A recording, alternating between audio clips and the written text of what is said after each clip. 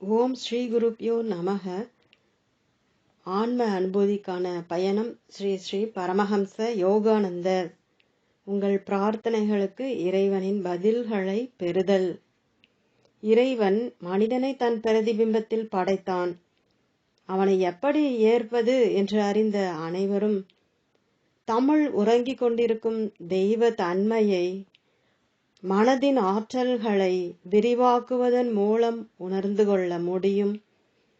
இறைவனின் குழந்தைகளாக உள்ளதால் அவன் பெற்றிருப்பதைப் போல் அண்ட சராசரத்தின் எல்லா பொருட்கள் மீதும் நாம் உள்ளார்ந்த அதிகாரம் பெற்றிருக்கிறோம். இந்த வினா எழுகிறது, ஏன் நமது அநேக விருப்பங்கள் நிறைவேற்றப்படுவதில்லை? மேலும் இறைவனின் பல குழந்தைகள் தீவிரமாக துன்புறுகின்றனர். இறைவன் தனது தெய்வீக நடுநிலைமை தன்மையுடன் ஒரு குழந்தையை மற்றொரு குழந்தையை விட அதிக சிறப்பாக உருவாக்க மாட்டார். அவன் ஆதியில் அனைத்து ஆன்மாக்களையும் தனது பிரதிபிம்பத்தில் ஒன்று போல் உருவாக்கினான். அவர்கள் அத்துடன் இறைவனின் மிகப்பெரிய கொடைகளான சுதந்திர இச்சா சக்தி மற்றும் பகுத்தறிந்து அதன்படி நடக்கும் சக்தி ஆகியவற்றையும் பெற்றனர். எங்கேயோ கடந்த காலத்தில் மனிதர்கள் இறைவனின் பல்வேறு விதிகளை மீறியுள்ளார்கள். அதன்படி நியாயமான விளைவுகளை கொணர்ந்துள்ளனர். எல்லா மனிதர்களும் மனித பகுத்தறிவை சரியாகவோ அல்லது தவறாகவோ பயன்படுத்த முழு சுதந்திரம் கொடுக்கப்பட்டுள்ளனர். இறைவனால் கொடுக்கப்பட்ட பகுத்தறிவின் தவறான உபயோகம் பாவத்திற்கு வழிகோலுகிறது. அதுதான் துன்பத்தை விளைவிக்கிறது.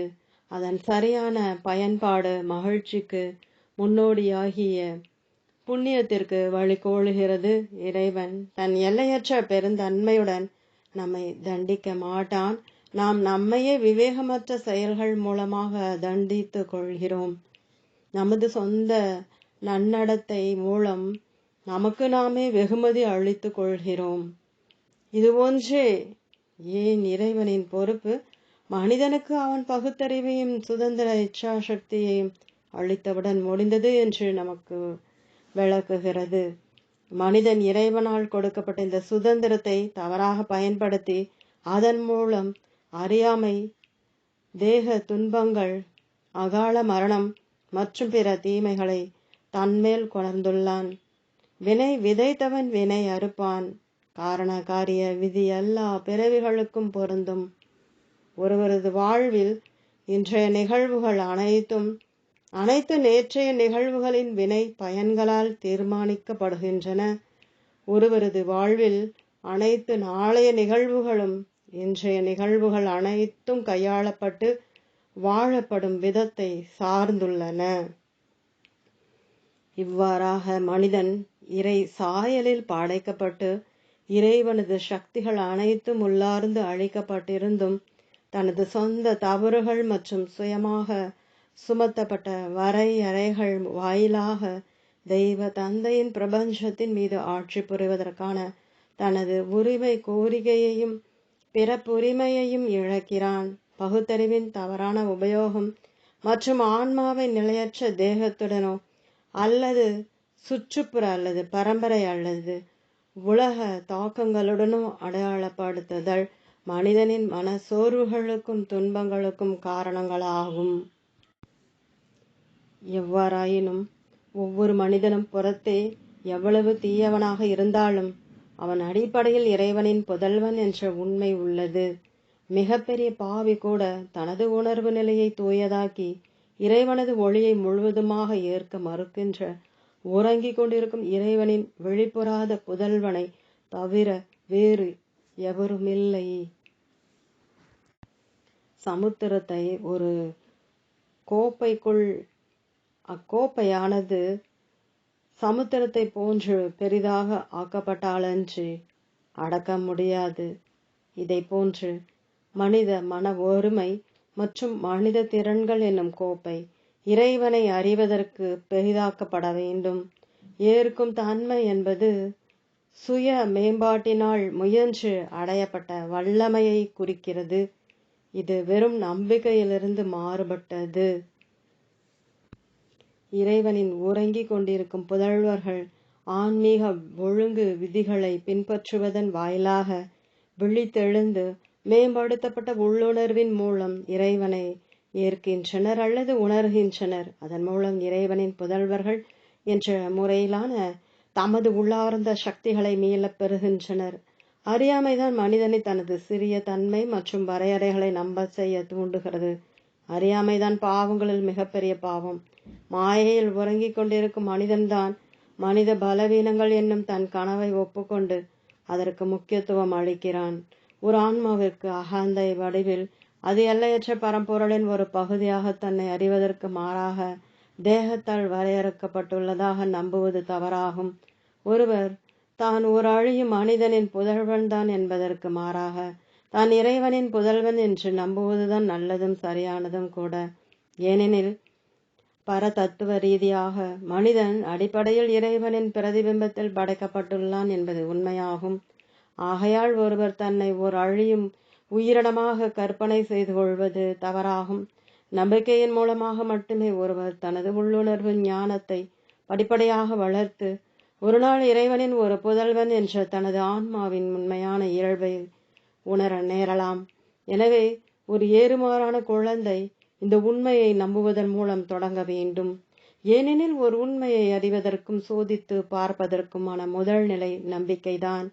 பிரச்சனையில் உள்ளபோது ஒருவர் தன்னை அறியாமலேயே அறிந்திராத ஒரு இறைவனிடம் பிரார்த்தனை செய்து உதவியை எதிர்பார்க்கிறார்.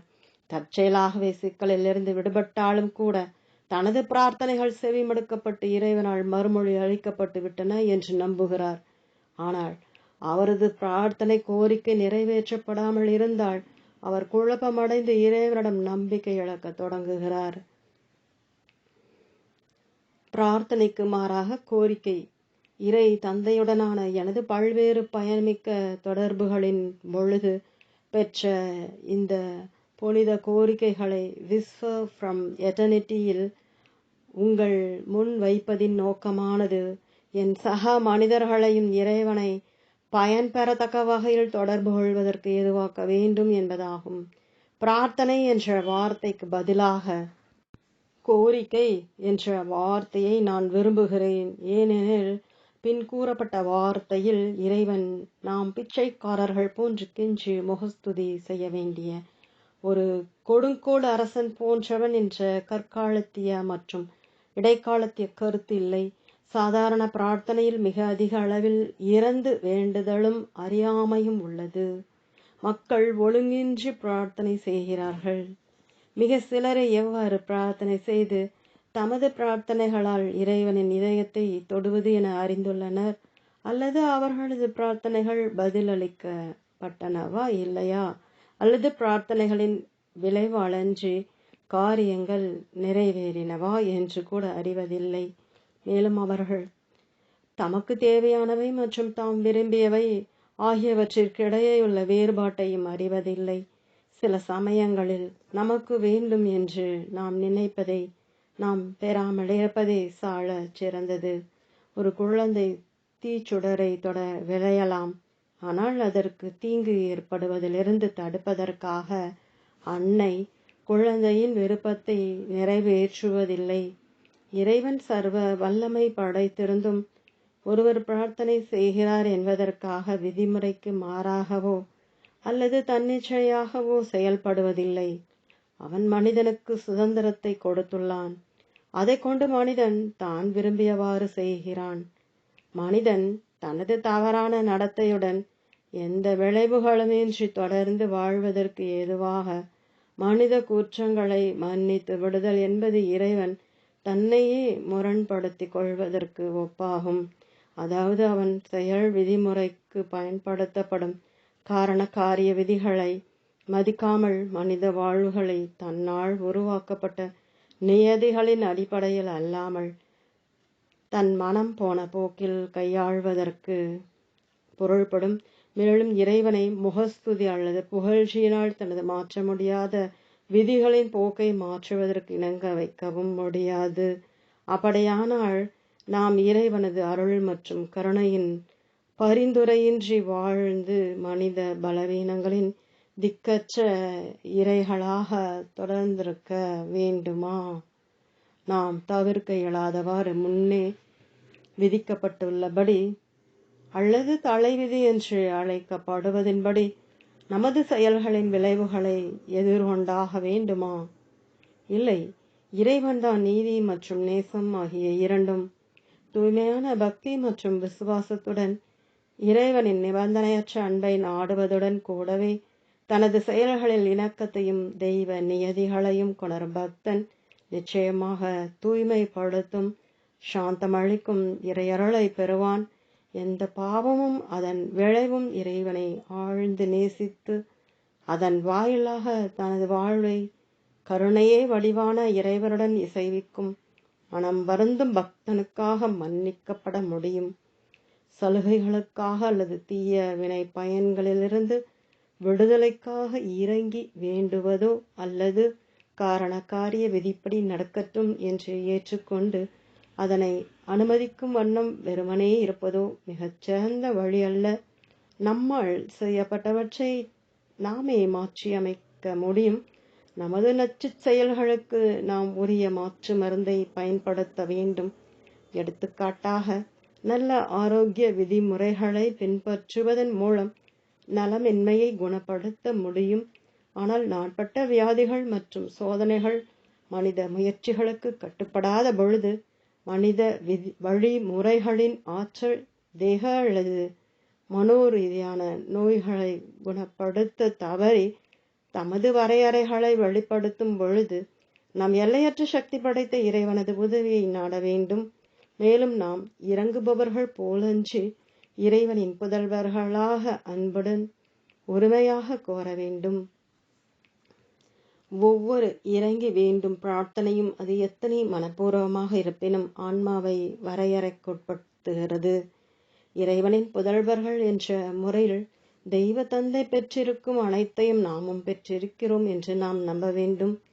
இது நமது பிறப்புரிமை. நம்மில் பெரும்பாலானோர் நமது மனங்களில் நமது இறை பிறப்புரிமையை முதலில் நிறுத்திக் கொள்ளாமல் கெஞ்சி பிரார்த்தனை செய்கிறோம். இதனால்தான் நாம் இறங்கி வேண்டுதலின் முறைப்படி கட்டுப்படுத்தப்பட்டிருக்கிறோம். நாம் இறங்கி வேண்ட அவசியமில்லை.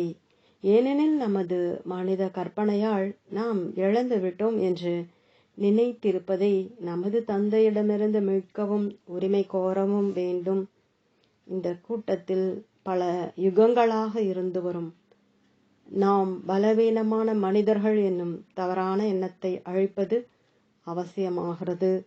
நாள்தோறும் நாம் இறைவனின் புதல்வர்கள் என்று எண்ணவும் தியானம் புரியவும் சங்கல்பம் செய்யவும் நம்பவும் உணரவும் வேண்டும். அத்துடன் அதுபோல் நடந்து கொள்ளவும் வேண்டும்.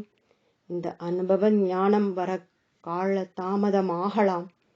ஆனால் அதற்காக விஞ்ஞான பூர்வமற்ற இறங்கி வேண்டும் பிரார்த்தனைகளில் நம்மை பணயம் வைத்து அதன் விளைவாக அவநம்பிக்கை, சந்தேகங்கள் அல்லது குருட்டு நம்பிக்கை எனும் ஏமாற்று வித்தைகளுக்கு உட்படுவதற்கு மாறாக சரியான வழிமுறையில் நாம் செயல்பட துவங்க வேண்டும். உறங்கிக் கொண்டிருக்கும் அகந்தை தன்னை ஒரு தேகமாக நோக்காமல் மாறாக தேகத்தினுள் உறைந்து தேகத்தினூடாக செயல்புரியும் ஒரு சுதந்திர ஆன்மா அல்லது இறைவனின் புதல்வன் என்று அறியும் போதுதான் அது முறையாகவும் சட்டப்படியாகவும் அதன் தெய்வீக உரிமைகளை கோர முடியும். ஆழ்ந்த கவனமும் பக்தியும் அவசியம். இந்த புனிதமான உரிமை கோரிக்கைகள் இறைவனிடமிருந்து வெற்றிகரமான மறுமொழியை பெற்ற ஆன்மாவின் சில மனோபாவங்களை வெளிப்படுத்துகின்றன. இருப்பினும் மற்றொருவருடைய சொற்களின் மூலமாக உரிமை கோரிக்கை விடுப்பது மட்டும் போதுமானதல்ல. ஒருவன் தன் காதலியை சந்திக்கும் பொழுது ஒரு காதல் புத்தகத்தை சார்ந்திருக்காமல் மாறாக தன் இதயத்திலிருந்து தன்னிச்சையாக எழும் உணர்வுகளை பயன்படுத்த வேண்டும். ஒரு காதலன் தன் காதலியிடம் ஒரு சிறந்த கவியின் சொற்களில் உரையாடிய சொற்களுக்கு தன் சொந்த அன்பு மற்றும் உணர்வினால் உயிரூட்டுவது எவ்வாறு தவறில்லையோ அது போன்றே ஒருவர் இறைவனை நோக்கிய தன் கோரிக்கைகளில் மற்றொருவரது அன்பின் சொற்களை பயன்படுத்தும் பொழுது அச்சொற்களை முழுவதுமாக புரிந்து கொண்டு அவற்றின் பொருள்களில் மிக ஆழ்ந்து அவற்றிற்கு முழுமையான கவனத்தையும் அன்பையும் அளித்து அச்சொற்களை தன் சொந்தமாக்கி கொள்ள வேண்டும். உரிமை கோரிக்கைகள் அல்லது சங்கற்பங்கள் ஆகியவற்றுடன் ஒருங்கே இணைந்த பக்தி அல்லது தன்னிச்சையான அன்பு இன்றி கண்மூடித்தனமாக அவற்றை திரும்ப திரும்ப கூறுவது ஒருவரை தனது பிரார்த்தனையின் பொருள் அறியாது சொன்னதை சொல்லும் கிளிப்பிள்ளையை போலாகும். உள் மனதில் வேறு எதையோ நினைத்து கொண்டிருக்கையில் பிரார்த்தனைகளை வாய்விட்டு இயந்திரத்தனமாக ஒப்புவித்து கொண்டிருப்பது இறைவனிடமிருந்து எந்த மறுமொழியையும் கொணராது. இறைவனது நாமத்தை வீணாக எடுத்து கண்மூடித்தனமாக மீண்டும் மீண்டும் கூறுவது பயனற்றது. ஒரு உரிமை கோரிக்கையை அல்லது பிரார்த்தனையை மீண்டும் மீண்டும் மனத்தளவிலோ அல்லது வாய்விட்டோ ஆழ்ந்து செல்லும் கவனத்துடனும் பக்தியுடனும் கூறுவது பிரார்த்தனையை புனிதமாக்கி விழிப்பு நிலையில் நம்பிக்கையுடன் திரும்ப திரும்ப கூறுவதை உயர் உணர்வு அனுபவமாக மாற்றுகிறது. இறைவனை போலி பிரார்த்தனையால் ஏமாற்ற முடியாது. ஏனெனில் இறைவன்தான் எண்ணங்களின் ஊற்று. இறைவனை ஆசை காட்டி ஏமாற்ற முடியாது. ஆயினும் இறைவனை ஸ்ரத்தை, விடாமுயற்சி, ஒருமுகப்படுதல், பக்தி, தீர்மானம் மற்றும் விசுவாசம் ஆகியவற்றால் நிகழ வைப்பது எளிது. மேலும் ஒரு நீண்ட அறிவு சார்ந்த பிரார்த்தனையை கவனமின்றி மீண்டும் மீண்டும் கூறுதல் பாசாங்கு தனத்தை வளர்க்கும். புரிந்து கொள்ளாமல் பிரார்த்தனை செய்வதோ அல்லது உரிமையாக கோருவதோ அறியாமை, சமய வெறி மற்றும் மூட நம்பிக்கையை வளர்க்கிறது. ஒரு உரிமை கோரிக்கையை ஆழ்ந்த ஒருமுகப்பாட்டுடனும் விசுவாசத்துடனும் திரும்ப திரும்ப கூறுவது இயந்திரத்தனமான ஒப்புவித்தல் அல்ல, மாறாக ஒரு மாற்றவல்ல அதிகரிக்கும் சக்தி மற்றும் மனரீதியான முன்னேற்பாடாகும். அது படிப்படியாக ஞானபூர்வமாக இறைவனை அடைகிறது. இந்த புனிதமான உரிமை கோரிக்கைகள் நியாயமான பக்தி மிகுந்த ஆழ்ந்த ஆன்ம எழுச்சி வெளிப்பாடுகள். ஒருவர் மனதை ஒருமுகப்பாட்டுடன் பழக்கி பிறகு ஆழ்ந்து என்றும் அதிகரிக்கும் விசுவாசம் மற்றும் பக்தியுடன் மனதளவிலோ அல்லது சமய கூட்டங்களில் உறக்கவோ இந்த விஞ்ஞான பூர்வமான உரிமை கோரிக்கைகளை சங்கல்பித்தால் அவர் நிச்சயமாக பயன்பெற்றாக வேண்டும். இறைவனது புதல்வன் என்ற முறையில் தெய்வ தந்தையுடனான உங்கள் ஒன்றிய தன்மையை மீண்டும் நிலைநாட்டுவது உங்களது மிக முக்கியமான உரிமை கோரிக்கையாகும். இதை உணர்ந்தறியுங்கள். பிறகு நீங்கள் அனைத்தையும் பெற்றவர் ஆவீர்கள். இடைவிடாது கோருங்கள், நீங்கள் பெறுவீர்கள். நம்பிக்கை என்ற மண்ணில் உரிமை கோரிக்கை என்னும் விதையை விதைத்த பின் அவ்வப்போது அது வளர்கிறதா என்று சோதிக்க அதை தோண்டி பார்க்காதீர்கள். இல்லை என்றால் அது ஒருபோதும் முழு நிறைவடையும்படியாக மழை விடாது. உங்கள் உரிமை கோரிக்கை விதையை நம்பிக்கை மண்ணில் விதைத்து நமது பிறப்புரிமையை முறையாக கோருவதற்கான மீண்டும் மீண்டுமான தினசரி பயிற்சிகள் மூலம் நீர் வார்த்து வாருங்கள். உடனடியாக பலன்கள் கிட்டவில்லை எனில் ஒருபோதும் நம்பிக்கை இழக்காதீர்கள். உங்கள் கோரிக்கைகளில் உறுதியாக இருங்கள். அப்போது நீங்கள் இழந்த தெய்வீக மரபுரிமையை மீளப் பெறுவீர்கள். அப்பொழுது மட்டும்தான் உங்கள் இதயத்திற்கு மாபெரும் தெய்வீக மன நிறைவு வருகை புரியும். உங்கள் தெய்வீக உரிமைகளை நீங்கள் நிலைநாட்டும் வரை கோரிக்கை விடுத்து கொண்டே இருங்கள். உங்களுடைய பிறப்புரிமையை இடைவிடாது கோரிக்கொண்டிருங்கள். நீங்கள் அதை பெறுவீர்கள். சரியான முறையில் கோரும் பொழுது குருட்டு நம்பிக்கை, ஏமாற்றம் அல்லது ஐயத்திற்கு இடமில்லை. காரண காரிய தொடர்பு சங்கிலியை நீங்கள் சரியான முறையில் இயக்க கற்கும் போது அது இறைவனை பயன் தரும் வகையில் மனமிறங்க செய்கிறது. அப்போது அவன் உங்களிடமிருந்து மறைந்திருக்கவில்லை, மாறாக நீங்கள் தான் அவரிடமிருந்து சுயமாக உருவாக்கி கொண்ட இருளினுடைய நிழலின் பின் உங்களை மறைத்து கொண்டிருந்தீர்கள் என்பதை அறிவீர்கள். உள்ளுணர்வு சார்ந்த ஞானம் வாயிலாக நீங்கள் இறைவனின் புதல்வன் என்று உணரும் போது அதன்பின் மன ஒழுக்கம் மற்றும் பக்தி மிகு தியானம் சார்ந்த நிலையான முயற்சி மூலம் நீங்கள் அனைத்தின் மீதும் அதிகாரம் பெறுவீர்கள். உங்களது கோரிக்கை நிறைவேற்றப்படாமல் பதிலளிக்கப்படாமல் தொடர்ந்திருந்தால் நீங்கள் உங்களையும் உங்கள் கடந்த கால செயல்களையும் மட்டும்தான் குறை கூற முடியும். மனம் தளராதீர்கள். உங்கள் தலைவிதிக்கு அல்லது மனம் போன போக்கில் செயல்புரியும் ஒரு இறைவனால் முன்னரே விதிக்கப்பட்ட கட்டளைகளுக்கு பணிகிறேன் என்று கூறாதீர்கள். மாறாக ஒவ்வொரு தோல்விக்கு பிறகும் நீங்கள் பெற்றிராத ஒன்றை, உங்களுடைய சொந்த தவறினால் நீங்கள் பெற்றிராத ஒன்றை, ஆனால் பரம்பொருளில் ஏற்கனவே உங்களுடையதானதை பெறுவதற்கு அதிகமான முயற்சி செய்யுங்கள். இறைவனின் புதல்வன் என்ற உங்கள் தெய்வீக பிறப்புரிமையின் அங்கீகாரத்தை தூய பக்தியின் வாயிலாக உரிமை கோருங்கள். நமது தேவைகளின் தன்மைக்கு தகுந்தவாறு எவ்வாறு மற்றும் எப்பொழுது பிரார்த்தனை செய்ய வேண்டும் என்பதை துல்லியமாக தெரிந்து கொள்வதுதான் விரும்பிய பலன்களை கொணர்கிறது. சரியான வழிமுறை பயன்படுத்தப்படும் பொழுது அது இறைவனின் விதிமுறைகளை இயங்க செய்கிறது. இவ்விதிகளின் இயக்கம் விஞ்ஞானபூர்வமாக பலன்களை தருகிறது. சில நடைமுறை குறிப்புகள் இந்நூலில் கூறப்பட்டுள்ள பிரார்த்தனைகளிலிருந்து உங்கள் தேவைக்கேற்ற ஒன்றை தேர்ந்தெடுங்கள். ஒரு நேரான நாற்காலியில் நிமிர்ந்து முதுகு தண்டுடன் அசைவற்று அமர்ந்து கொண்டு மனதை அமைதிப்படுத்துங்கள். ஈரமுள்ள தீக்குச்சியை எரிய செய்ய முடியாதது போன்று சந்தேகங்கள் மற்றும் அமைதியின்மையால் நிரப்பப்பட்ட ஒரு மனம். பிரபஞ்ச தீப்பொறியை பற்ற வைக்க எத்தனை அசாதாரணமான முயற்சிகள் மேற்கொள்ளப்பட்டாலும் ஒருமுகப்படுதல் என்னும் தீப்பொறியை உண்டாக்க வல்லமையற்றதாகிறது. மன எழுச்சி எனும் தீச்சுட இந்நூலில் உள்ள பிரார்த்தனை கோரிக்கைகளின் வரிகளினுள் மறைந்துள்ளது.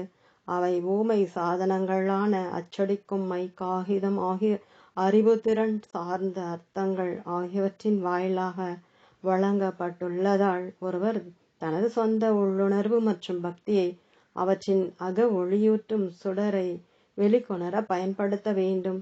உங்களுடைய ஆழ்ந்த உள்ளுணர்வு சார்ந்த அறியும் ஆற்றல் எனும் இறை கட்டளை வாயிலாக வார்த்தைகளின் ஆழ்ந்த உட்பொருளை சாரமற்ற அறிவுபூர்வமான கருத்துக்கள் எனும் கல்லறையிலிருந்து மீட்டெடுங்கள். ஒரே பிரார்த்தனையை படிக்கும் பல்வேறு மனங்கள் பல வகையாக புரிந்து கொள்ளலாம். ஒருவரது சொந்த அறிவுத்திறம் மற்றும் அறியும் சக்தியின் வல்லமைக்கேற்ப சத்தியம் என்னும் மகா சமுத்திரம் அளக்கப்படவும் அறிந்து கொள்ளப்படவும் முடியும். அதுபோன்று பிரார்த்தனை கோரிக்கைகளின் பின்னால் உள்ள அகத்தூண்டுதல் ஒருவரது சொந்த உள்ளுணர்வு மற்றும் உணர்ச்சியின் ஆழங்களுக்கு ஏற்ப உணரப்படும். இப்பிரார்த்தனை கோரிக்கைகளினுள் உள்ள தெய்வீக அரவணைப்பால் பூரணமாக பயனடைய ஏதாவது ஒரு பிரார்த்தனையிலிருந்து ஒரு நேரத்தில் ஒரு பக்தியை மட்டும் எடுத்துக்கொண்டு அதன் பொருளை மனதில் சித்தரித்து உருவகத்தின் கற்பனையை அகக்காட்சியில் கண்டு வார்த்தை வரம்புகளிலிருந்து விடுபட்டு தீ போன்று ஒளிரும் சாரம் வெளிவரும் வரை ஆழ்ந்து அதன் மேல் தியானம் புரியுங்கள். ஒருவர் ஒரு முழு பிரார்த்தனை கோரிக்கையை அதன் முழு பொருளை பற்றிய ஒரு மேலோட்டமான அர்த்தத்தை பெறும் பொருட்டு படிக்க விளையலாம். ஆனாலும் அவர் அதை மீண்டும் மீண்டும் பலமுறை படித்து அதன் பின் மூடிய கண்களுடன் அப்பிரார்த்தனையின் பின்னும் அதனுள்ளும் உள்ள ஆழ்ந்த அகத்தூண்டுதலை மீண்டும் மீண்டும் உணர தீவிர முயற்சி செய்தால் அவர் அப்பிரார்த்தனையை புனிதமாக்கி விடுவார். அதாவது வார்த்தைகள் எனும் தடித்த பட்டு போர்வையினுள் உறங்கிக் கொண்டிருக்கும் அகத்தூண்டுதலை எழுப்பி விடுவார். மூடிய கண்களை புருவங்களுக்கு மத்தியில் உள்ள ஆன்மீக ஒருமுகப்படும் மையத்திற்கு உயர்த்தி நீங்கள் தேர்ந்தெடுத்துள்ள பிரார்த்தனையின் பொருளின் மீது அது உங்களின் ஒரு பாகமாக ஆகும் வரை தியானம் புரியுங்கள். நீங்கள் அதன் மீது தியானம் புரியும் போதே பக்தியால் அந்த கோரிக்கையை நிரப்புங்கள். உங்கள் தியானம் ஆழ்ந்து செல்லும் போது உங்கள் பக்தியை அதிகரிக்க செய்து உங்கள் இதயத்தின் பிரவாகமாக மனதில் உங்கள் கோரிக்கைகளை செலுத்துங்கள். இந்த குறிப்பிட்ட பிரார்த்தனை வாயிலாக வெளிப்படுத்தப்பட்ட உங்கள் இதயத்தின் ஏக்கம் இறைவனால் உணரப்பட்டு கொண்டிருக்கிறது என்னும் நம்பிக்கையினால் உங்களையே நிரப்பிக்கொள்ளுங்கள். உங்களுடைய பக்தி தோய்ந்த கோரிக்கை என்னும் திரைக்கு பின் இறைவன் உங்கள் ஆன்மாவின் மௌன வார்த்தைகளை செவிமடுத்து கொண்டிருக்கிறான் என்பதை உணருங்கள். இதை உணருங்கள். உங்கள் இதய கோரிக்கையுடன் ஒன்றிவிடுங்கள். மேலும் இறைவன் உங்களது பிரார்த்தனையை கேட்டுள்ளான் என்பதை முழுவதுமாக நம்பியிருங்கள். பிறகு உங்கள் கோரிக்கையை இறைவன் நிறைவேற்றுவானா இல்லையா என்று அறிந்து கொள்வதற்கு விளையாமல் உங்கள் கடமையை செய்ய முற்படுங்கள். உங்கள் கோரிக்கை செவிமடுக்கப்பட்டு விட்டது.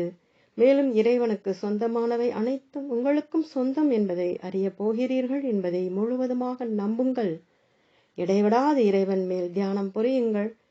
இறைவனை நீங்கள் உணரும்போது இறைவனது தெய்வ புதல்வன் என்று உங்கள் நியாயமான மரபுரிமையை நீங்கள் அடைய பெறுவீர்கள். பிரார்த்தனை கோரிக்கைகளை என்னும் என்றும் வாழும் செடியில் தினம் தினம் மலரும் பூக்கள். இக்கோரிக்கைகள் எனக்கு பிரபஞ்ச தெய்வ தந்தையால் அளிக்கப்பட்டன. அவை என்னுடையவை அல்ல. நான் அவற்றை உணர மட்டும் செய்து அவற்றை உங்களுடன் பகிர்ந்து கொள்ளும் பொருட்டு வார்த்தைகள் என்னும் நிலச்சாலையின் வாயிலாக வடிவம் கொடுத்துள்ளேன். அந்த பிரார்த்தனைகளுக்கு எனது ஆசைகள் உண்டு.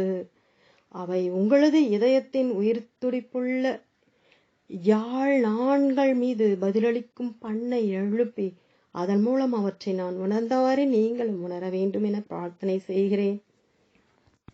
பிரார்த்தனை கோரிக்கைகள் இடைவிடாது புது மலர்களை மலரச் செய்யும் என்றும் வாழும் செடிகள் போன்றவை. ஒரு பிரார்த்தனை செடி வார்த்தைகள் என்னும் கிளைகளை ஒரே மாதிரி பெற்றிருந்தாலும் அதற்கு ஒருவர் தியானம் என்னும் நீரை முறை தவறாமல் பாய்ச்சினால் இறை உணர்வு மற்றும் மன எழுச்சி என்னும் புத்தம்புதிய ரோஜா மலர்களை தினமும் மலரச் செய்யும். சந்தேகம், கவனத்திருப்பம், மனசோம்பல், தியானத்தை மறுநாள் வரை ஒத்திவைத்தல் அந்த நாளை ஒருபோதும் வருவதில்லை. கவனக்குறைவு மற்றும் மனம் ஒரு பிரார்த்தனையின் ஆன்ம சக்தி இது முழுவதுமாக உள்ளது என்று கற்பனை செய்து அதே சமயம் வேறு எதையோ நினைத்து கொண்டிருத்தல் ஆகிய அழிபாடுகளிலிருந்து பிரார்த்தனை செடியானது பாதுகாக்கப்பட வேண்டும். பிரார்த்தனை செடிகள் மீதான திட நம்பிக்கை, இறைபக்தி, சுய கட்டுப்பாடு, தீர்மானம் மற்றும் ஒரு போதனை மீதான விசுவாசம் என்பவற்றால் அமரத்துவ அகத்தூண்டுதல் எனும் ரோஜா மலர்கள் நாள்தோறும் இந்த பிரார்த்தனை செடிகளிலிருந்து சேகரிக்கப்படலாம். ஓ ஆன்ம விழிப்பை நாடும் சகோதர சகோதரிகளை அசைவற்றிருங்கள். உங்கள் உள்ளுணர்வுடன் இசைந்திருக்கும் ஆன்மாவின் வாயிலாக இறைவனை பதிலளிக்க அனுமதியுங்கள். உங்கள் உண்மையான ஆன்மாவை அறிவதன் மூலம் இறைவனை அறிய பயிலுங்கள். தொடரும். ஓம்.